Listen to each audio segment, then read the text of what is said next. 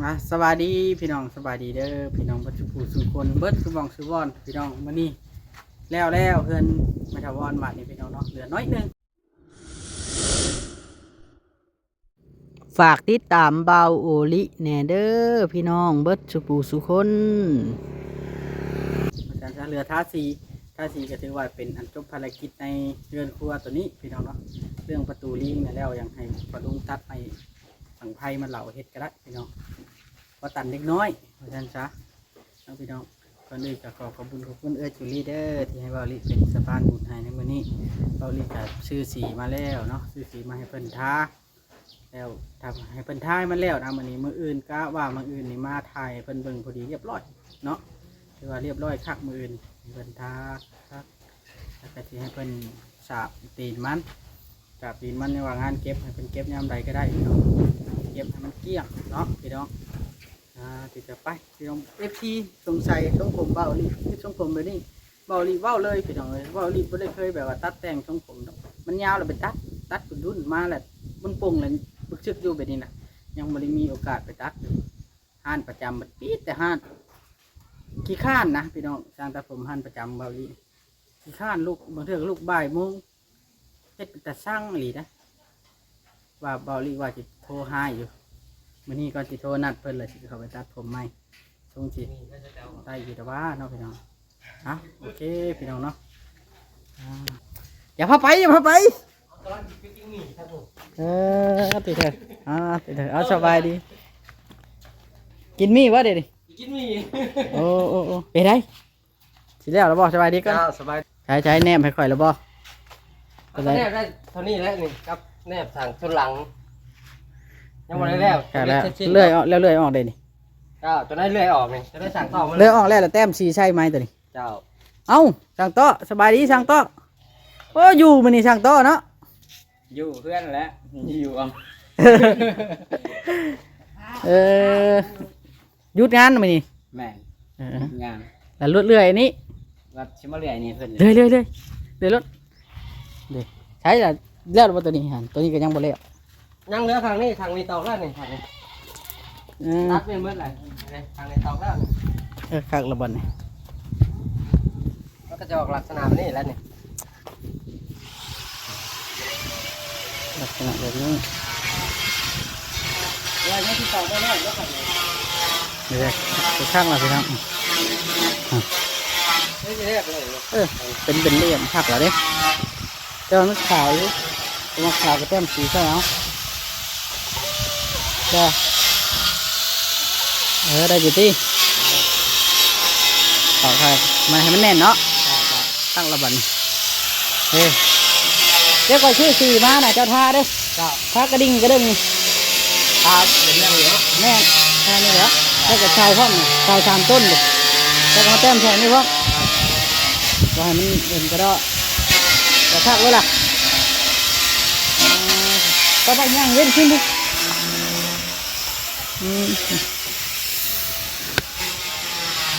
แล้วที่ปาดไม่มาใส่ได้เลยไม่ช่องหาตอกขอบกันขอบให้มันขักบ่แล้วเต็มเอาไม่ช่องหาได้ตอกขอบกันแม่เจ้าปาดแล้วเจ้าเต็มชีไว้ก่อนแล้วจะมาตอกกันได้เด้อ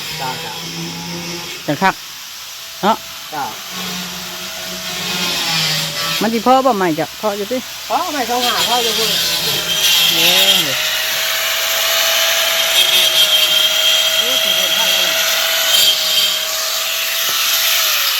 โอ้เป็นทางเรียบร้อยละเลยแม่นแหละกิ่งอะไรช่างโตนี่ย้อนอีหลีพี่น้องเลยโอ้คักแจ้งขังเรากล่องเจ้าโอ้สมราคาแล้วเนาะงามอยู่ว่าช่างโตขึ้นครัวนี่งามมาแล้วงามแต่ตัวเราสับเพื่อนนอนเลยสับเพื่อนนอนใหญ่เขาได้เลือกอยู่ว่าจะว่าไงแม่ได้เลือกงาม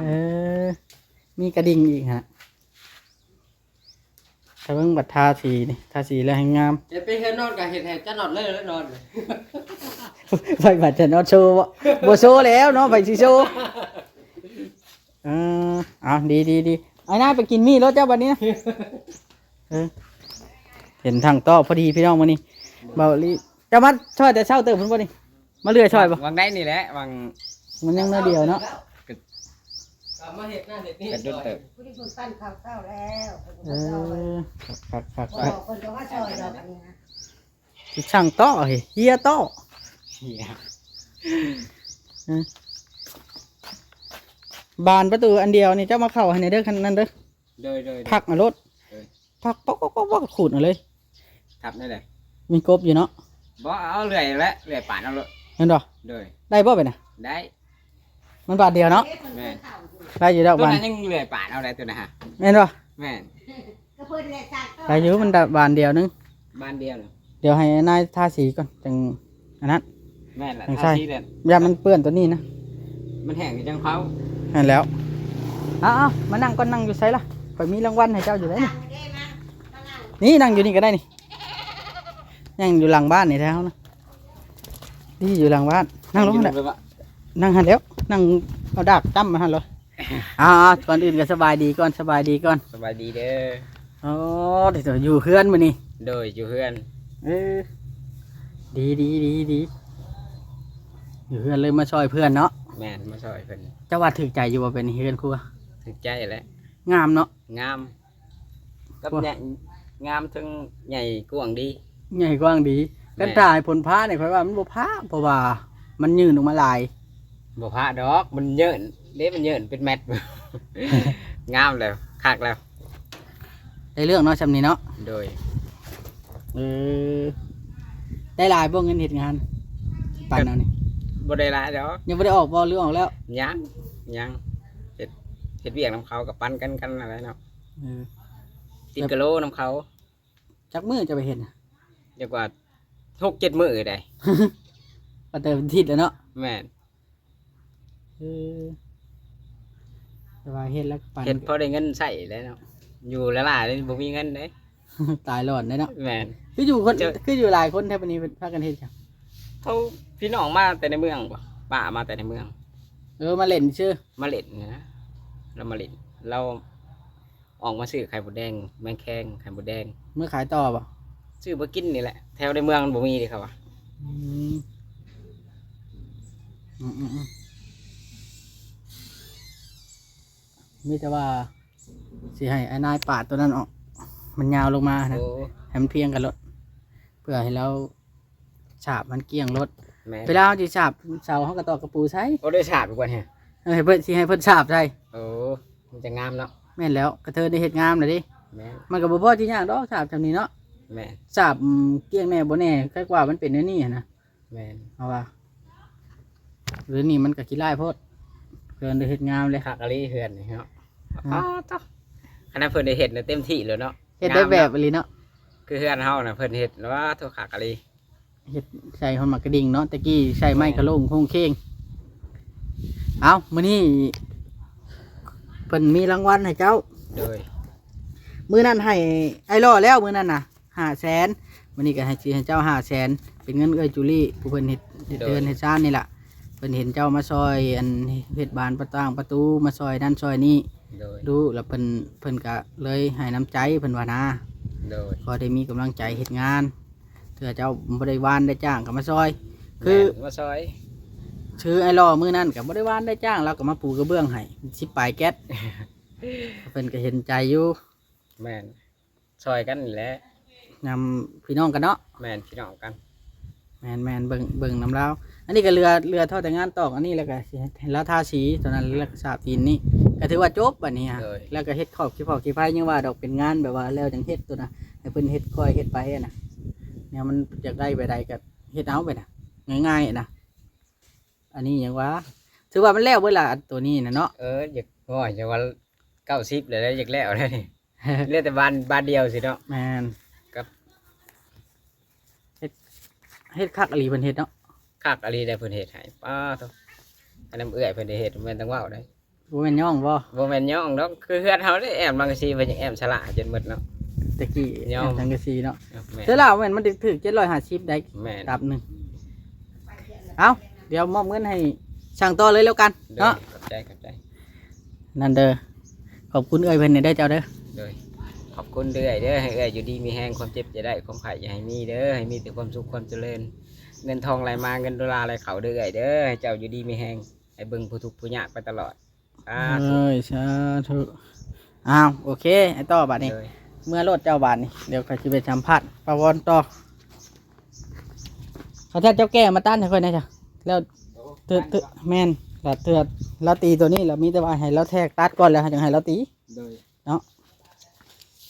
เด้พี่น้องก็แปดบ่ได้จังโตนี่ในเรื่อง เคยจะแก้ไปตัดตอนนั้นไหลมันเพียงกันก็พอให้มันเพียงพานะเอ้าไม่ทวอนมาแต่มือใดน่ะสบายดีเด้อสบายดีป้าออดพ่อม สบายดี โอ้ทีโถเอ้าเป็น มา ยังไง จะดึงคือน้อง พี่น้องมาหลินน้ำบ่อ โดย เดี๋ยวให้ฟังต่อตัดนี่ก่อนหาเพิ่นตัดนั่นให้เป็นอะไรงามอยู่บ่เพื่อนงาม น้ำ อ มัน ยู่ มาจากดังไฟ แล้วบ่ดังไฟใส่ก็ได้แล้วงามอยู่เนาะ โดย นี่ชื่อสีมาให้ทาเลย โดย มีแต่ว่ามื้ออื่นเลยสิมาเบิ่งผลงานว่าทาสีออกมาเป็นจังไดเด้อ โดย คันมันบ่พอสิซื้ออีกสีนะ โดย คันสีบ่พอเลยให้โทรบอกเด้อทาบานประตูเพิ่มเด้อสีเด้อ โดย ทาบานอันเด็ดสีขอบมันก็สีขาวก็ซื้อมาให้เลย โดย ถึกใจเนาะแนวใดกัน โด เนาะ ยถือใจเขาถือใจว่าหน้าแล้วก็ขนอยก็ถือใจขนอยบุตรบุตรเตียนหยัง โอ้ยจำนี้มันสุดยอดได้แล้วจะให้ลุงเราไม่ไผ่ยังก็ได้มาเฮ็ดประตูลิงอัดเขานอกก็ได้กัน โด เฮ็ด ย บ่เฮ็ดก็ได้เฮ็ดก็ได้ เฮ็ดประตูต่ำเอา นั่นแหละเฮ็ดประตูชำนี้แหละ โดย ตันเด็กน้อย โดย ตันเด็กน้อยลูกหลานเด้อ บ้านนี้เมื่อเบิ่งอ้ายบ้านนี้ เพิ่นเป็นหยังล่ะ ตะกี้เพิ่นก็ย่างไปป่าไปป่ายแล้วแบบเดียวชนิดแบบเดียวกับพญาติขน้อยนี่แหละ เดี๋ยวมันนัดก็ไปดูหม้อเบิ่งว่าน้ำพอน้ำแม่แล้วน้องไม่เห็นไห้ไทยคือว่านอนได้นอนแน่คืนนี่กินข้าวแน่เมียเพิ่นมาเว้าให้ฟัง เมียเพิ่นบ่มานะ โดย เพิ่นจะออกมานอนพี่หายังนั่งรถบ่ได้ยันตกรถบ่ะยังออกมานอนน้ำน้องน้ำนูง ลูกเต้าเพิ่นนี่จ้ะ ลูกเต้าเพิ่นก็มีแล้วบ่อยากเขาว่าเราคนบ่มักปากนะ ก็รอดามเจ็บโซก็อยู่น้ำลูกน้ำเต้าแล้วไปสิไป บ่ได้ ลูกก็อยู่เฮือนผัวเฮือนปู่เฮือนย่าลูกชายคนหนึ่งก็อยู่เฮือนพ่อเฒ่าแม่เฒ่า นี่แหละรถคนละคันเลย รถหันมีลูกไผ่ในนาง13คำเสียนตะเวอร์ทะเวนกับพ่อกับแม่รายกับจันเพิ่นเว้าแล้วก็อยู่ดินดองเพิ่นแล้ว ดินดองเฮือนดองเพิ่นอยู่ฮะอยู่พูนทางน้องชะทางพีภาษาอันนะสนามหลวงพีภาษาหลวงเนาะอดอยู่ทางพูนแล้ว บ่แม่น อยู่ทางไหนทาง ทางบอนบริษัทจีนเก่า นั่นดอก ดูว่า ดูว่า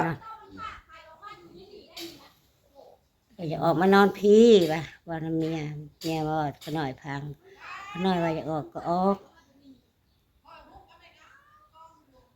อยากออกก็ออกอะไรป่ะออกมานอนพี่อันอยากได้อันเพชรชุดเจ้าหันก็ยังให้อยากได้เพชรหัวหน้าใจบุญกับพวกกับอันหัวหน้าใจดีฮะยังให้เมียว่าคอยอยากเบิ่งน้องคอยอยากเบิ่งน้องคอยว่ะ อยากอันนั้นนะบ่อยากได้อันคลิปวิดีโออยากเบิ่งนะบ่ โดย เออ เมียพระเฮ็ดบ่เป็นหมดขน้อยเมื่อวานเนี่ยว่าให้ช่วยเฮ็ดดูเฮ็ดให้คอยได้ดูคอยบ่เป็นคอยอยากเบิ่งชุดเจ้าว่ะ เจ๊เอาโทรศัพท์ใหม่บ่บ่รีเข้ามา ขน้อยว่าขน้อยแห้งไกลอยากเบิ่งได้ยินแต่เขาเว้าว่ะ เราอยากมาเบิ่งเฮือนเบิ่งชานเจ้าบ่ โ อยากเห็นในโทรศัพท์นะคำคืนฮอดน้องฮอดนุ่งแล้วก็อยากนอนเบิ่งแล้วก็ไล่เบิ่งหนนะ อืม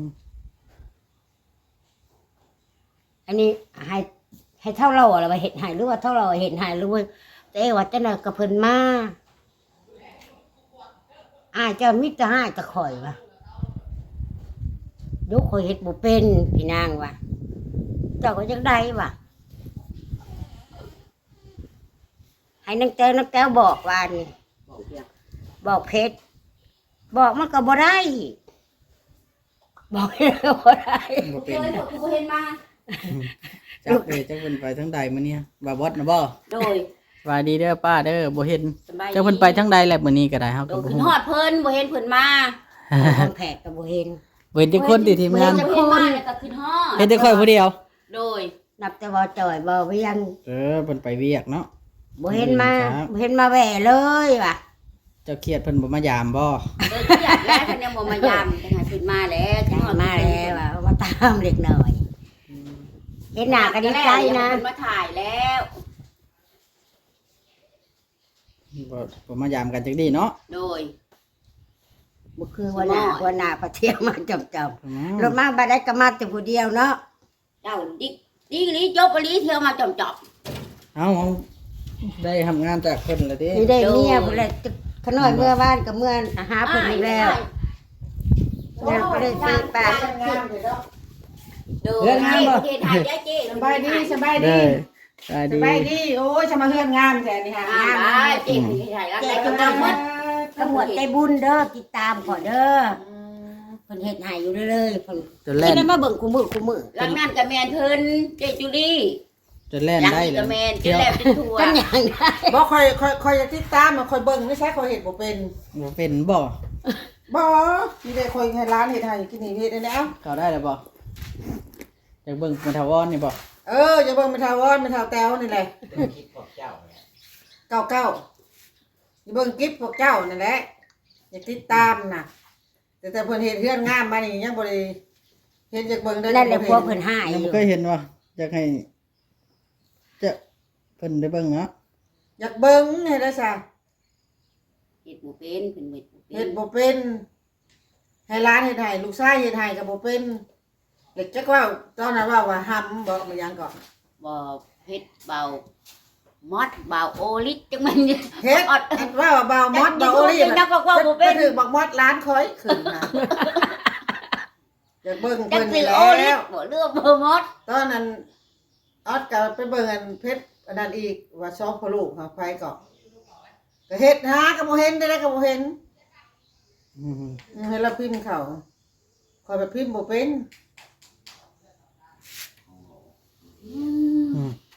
อยู่นี่ล่ะตัวนี้ล่ะ โอ้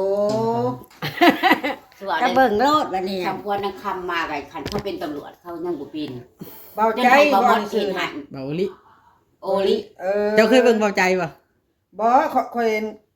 ตัวคอยว่าตัวจอนี่บ่แม่นเนาะ เบาอลิ อ๋อนี่โอ้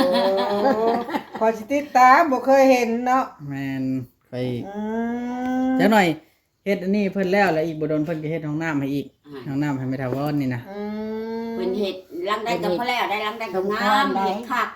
ค่ะอลิซีงามแล้วคน คือไม่ขนาดเพิ่นบอกเพิ่นให้ต่อยออกโลดเพิ่นเอาลูกติงมาใส่ให้เพิ่นเฮ็ดให้ สีฟ้าเพิ่นซื้อมาให้เรียบร้อยเงินเฮาบ่ได้เอาจักกีดนางเอ้ย เงินเฮายังบ่ได้ออกจากเก็บ เอาน้ำสัมปากะ เฮา สิบ่ได้ขน้อยบ่เนาะ ต่อย ขน้อยเองถูกเยอะปุ๊กอยู่ในดินนั่น ลังก็จัดเออกให้ดีดีเพิ่น ข้างเงินจะนอดเด็กขน้อยถูก ดิน เล ลู ย ก ได้ เช้านะฮะดินหนังสือหนังสือผู้ให้เตี้ยงขน้อยนี่เลย เฮ็ดแล้วจะเอามาได้เตียงอ่ะ มากเด้ ได้ เป็น มาก ส่ ก็ วน กินก็ จะ ใส่ ใช่ แล้ว เล่ามา โดย ชาเล้งมา โดย เออดีอยู่คือว่าเอามาได้คิดในใจ สิติดตามเดี๋ยวนี้แหล้วเฮาจะติดตามนั่นถ้าเฮาติดตามแล้วเฮาเฮ็ดได้ไดว่ามื้อนี้ เฮ็ดติดตามแล้วก็เขาลงคลิปไปแล้วเจ้าก็เขาเบิ่งจำนั้นน่ะเฮ็ด เออ จะกระเบิ้งมันดีเบิ้งเลย นี่ชายจานบ่เป็นน่ะลิ ป้าอ้อนเราเป็นได้ป่ะ พอเป็นบ่ เราตักมา พอเป็น ประตูประต่างก็ได้จดเจือขอย่างมื้อนี้ อืม เตียงนังเสิร์ฟแล้วเอาใหายคอยนะ เด้จะเข้าเด้ นอนก็ได้นอนจับเจือเนาะ เด้น้องเจ้าเด้ร้านชาเอาเตียงให้เด้ ปูกระเบื้องให้จับเจือห้องก็ได้ ดูกูบ่ได้เบิ่งเด้กูเบิ่ง อุกโล บ่ธรรมดาเนาะ เอากูไปซื้อมาให้มาให้ใครบัดดีบัดดี แต่เก้าได้กินข้าวโลบ่ แต่เก่าได้กินข้าวโลบ่ได้กินข้าวกระสอบซาถูก จ้าจ้า ถ้าถูก กั เพิ่ น น น้ำสู้ เพิ่นผู้ซอย นี่ได้เจนี่คุณ น้องสาวผัว ถูก เออน้องปัว น้องปัวเมื่อวานนี่เพิ่นเข้าไปเบิ่งอ้ายเพิ่นว่านนี่ แก่แข่งแก่ขาอยู่ บ่เห็นแสดงว่าบ้านแท้ๆแล้วมันอยู่ดอนเชียงเบิดทีมงานท่าเจ้าเนาะ โดย แต่ว่าได้ออกมาอยู่พี่คือ โด ซื่อย อยากเบิ่งเงินตั้งแต่เริ่มเพิ่นเฮ็ดเฮือนน่ะอยากเบิ่งอยากติดตามเบิ่งกับเฮ็ดบ่เป็น บ่มี ได้ยินแต่ข่าวเห็นปะ นี่แต่ข่าว อยากเบิ่งอันผู้อ้ายมาบ่ได้ได้ซ่อนรถบ่ได้เพิ่นโชว์ เพราะว่าปิดไว้นึกว่ามันเข้ากล้องกันนะแต่ว่าได้เล่งก็เล่งก็เล่ง ดีใจน้ำดีใจน้ำไม่ใช่ว่าที่ให้ไอ้นายละทาสีนี่แหละทาสีกูกระดิ่งกระเด้งแล้วก็ประตูสีขอบประตูล่ะ งามเลยเนาะเพิ่นเห็นให้โอ้ยสาธุแล้ว คำนำสู้เด้ ตั้งเฮ็ดให้ตั้งเฮ็ดให้อีหลีหรอนี่เนาะ โดยเพิ่นตั้ง อันนี้เพิ่นจะเฮ็ดห้องน้ำ เต็ มัน ม ได้ ใจ เนาะ ขนาด เพิ่นว่าแล้วนี่เพิ่นสิเฮ็ดห้องน้ำให้แล้วนี่ครับเพิ่นว่านะ เออ เรียนเดี๋ยว เฮ็ดห้องน้ำแล้วก็สิเทกันเปื้อนให้ เรียนเดี๋ยวผู้ใดก็จนว่าแล้วถั่วโดดีดีได้ผักแม่ดีได้ มืดหลายเติบแต่ ลายเลยสาธุให้เพิ่นบุญคำนำสู้ เบิดบ่น้อยดอกเบิ่งแต่ไม้แล้วเนาะมีแต่ไม้อันโรงงานไม้สิซื้อรถ ไม่งามมะลี เบิ่นสิ คักมื้อนั้นเพิ่นสิเฮ็ดให้ค่ะงามหมด เฮ็ดไปเฮ็ดมาปลาวอนอยู่ห่างก็ค่อยแล้ว โอ้ยนำกันบ่น่า อัน จะ นี้เฮ็ดครัวนี่ก็เฮ็ดงามเลยพากันคืออันจะดังพื้นดังไผกินได้เพราะว่ายันควันไฟถึกได้นี่ เพิ่นย่านบ่ได้อยู่นั่นนะ คือระบ่ ดังทานเอา ดังทานเฮ็ดจุดดีเพิ่นเฮ็ดให้สะอาดสะอ้าง จนว่าน้ำหัวหน้าว่าโอ้ยขนอยบ่อยากดังไพ่ใส่เด้ขนอยบ่เคยได้ อืม หมดแล้วเนาะเพิ่นเฮ็ดไว้ให้ดังไผ อันไทยกินผักน้ำเป็นเด็กสบาย เฮือนก็บักคัก แม่นแล้วคักอีหลี หมอนคือเสือผ้าห่มมุ้งคือเสือเรียบร้อย เพิ่นใจบุญเลยเนาะ ขึ้นเงินเงินเจ็ดดอกซาถูกเพิ่นใจบุญใจกว้างใจกว้างกระดักกระดอยเพิ่นห่างเพิ่นมี งา ให้ ม เพิ่นอายุมันยืนมันยังจอกคอยนกูสุดสอกเลยพอจนบ่จังในสิว่า มีแต่ว่าให้ไอ้นายเก็บงานให้มันแล้วเด้อมื้ออื่นข่อยสิมาสรุปงานตัวนี้ โดย เพราะว่าเพิ่นอยากให้มันแล้วตัวนี้ก่อนสิเฮ็ดอีหยังก็ให้นะ โดย เฮ็ดไปเทื่อละอันเทื่อละแนว โดย แม่นแล้ว อาจารย์ช้ากี่ไฟเฮาก็ตีขอบขึ้นมาก็เอาดินใส่เอาเนาะ โดย กระซ้ำก็ได้ ใส่กระซ้ำ เพิ่นเฮ็ดแล้วก็ต้องได้ดังนั่นแหละ แม่นตี ดังมันกระบอกควันดอกกัน บ่ควันดอกเด้ เอาตีขอบแล้วก็เอาดินเข้าไปใส่ไปอยู่กัน เฮ็ดอันนี้เป็นเสา ขอบ ก็ได้ ไทยเด้ เช่นอันนั้นเป็นเสาย่อก็ได้ อันนั้นสูงๆ เอ แน่ อเฮ็ดสูงๆมันวิ เอาเตาใส่ มันวิชิมังแล้วก็ปูเอาการกล้วยมาปูแล้วเอาขี้ดินใส่มันดังไฟใส่เพื่อเฮาปัดทะลุ เอาด้านให้ไอ้นายจัดการรุ่นน่ะเราเป็นอยู่เราน่ะน้อยนายเป็นอยู่อ่ะ บ่เป็นอยู่บ่เป็นอยู่ อย่าลืมเก็บงานได้เก็บงานให้แล้วได้มืออื่นก่อนจะเข้ามาตรวจเด้อ แล้ว ให้ผู้รับเหมาได้กันจันน่ะ เจ้าแล้วเป็นผู้หาเหมาแต่เป็นผู้ออกแห้ง เป็นช่างที่ เขาเจ้าเป็นผู้ออกโครงการ เอาโอเคสิได้กลับก่อนเด้อแม่ป้าวันนี้เด้อเป็นคนเด้อกลับก่อนเลย คุณน้ำใจจุลีสีเพิ่นอุดหนุนน้ำหัวใจบุญหมดทุกคนผู้ข้าขอบบุญขอบคุณน้ำหลายๆถ้าว่าขน้อยเว่าผิดพลาดไปก็ขออภัยในให้เด้อ ตายแล้วเกิดใหม่เด้นี่ ทำใต้เกิดใหม่ ค่อยว่าเราสิบ่รอดได้ตอนน่ะ พอกะว่าเราสิบ่รอดเราเศร้าคักแล้วบัดนี้ฮะ ย่างไปได้เนาะย่างไปมาได้ ย่างบ่ได้ แห่กำลังใจดีเฮือนซานบ้านบ่ได้กำลังกินยาพาไปหูทุกหมอได้พี่นาง พาจะขอบคุณหมอ ไปเป็นปีนเป็นบัว เริ่มต้นจากไปห้องหมอแหละเนาะ โดยแล้วก็มาเฮ็ดเฮือนเฮ็ดซ่านก็เสาะสายขึ้นมาเลยแบบว่าป่วยแบบ อยากได้บนอยู่บนเช้าวันนี้นั่นสบายเนาะ ยากเข้มบักไงเลยดิเห็นเนาะเพิ่นให้ลงมา น้ำเต้าแก้วเพิ่นเลยนะ โอ้ น้ำเต้าแก้วหมวดใจบุญน้ำเต้าแก้วเจจุ จุ ลี ลี มา มา บบ อ อก วอนยังแห้งอยู่ยังมีผู้เบิ่งผู้แย่งเจเพิ่นยังยื่นมือเข้ามาสุดช่วยเพิ่นคืออีดูสงสารนี่แล้วเพิ่นก็ นั่นแหละ น้าน้อยก็สิขออันเพิ่นเมื่อหน้าเมื่อไหนให้เพิ่นไปเบิ่งในบ่อนสิทุกข์ยากกะแท้ ถูกได้พอดีกัน นั่นวะ ทุก อ่า เดือน ถูกกันแล้วน้อยๆ เดื ได้ อน จำ ดอง ยืด ใหญ่ ตัว สำคัญแว่นี่แหละเนี่ยหักสูง เดือนนี้ด้วยหนึง3เม็ด บ่ฮอด3เดือนเฮาบ่ฮอด3 บ่ฮอดบ่ บ่ ทางเดียว ตัวบ่ฝนตกก็บ่มีบ่อนอยู่ปบไปป หั บ ว มา คือกัน ก็จะบ่นอน แต่ว่าเอ้ยน้องอันทั้งให้ป้านี่บ่มีว่าผู้รวยได้มีแต่ผู้ถูกเว้าก็จริงนี่เพิ่นนั่งถูกขายดินก็ถูกผู้นี้ก็ถูก อ้ายก็ถูกเอื้อยก็ถูกร้านก็ถูกคือขน้อย2คนนี่ก็ถูกค่ะคะแนน คะแนนเพิ่นบ่สวยหันนี่ก็ได้นอนอันหัวคือเก่า อันนี้นอนสบายแล้วอันนี้เพิ่นเฮ็ดให้ก็ ก็ ว่า นา นา เห็ เห็ น น นี่ แล้ แล้ว ว โดยรวยรวยแต่ป้าออดผู้เดียวนี่เนาะเอากลับก่อนเด้อบัดนี้เด้อสบายดีแล้วจังให้ไอ้นายมาเก็บไว้เด้อนี่ เองเด้อหมวดใจบุญ พี่น้องเนาะจะได้ป้าวันนี้ก็สิได้ขอโตวก่อนบัดนี้เนาะซื้อเครื่องมาให้เพิ่นถ้าเพิ่นแนบตัวนี้เพิ่นเลื่อยไว้แล้ว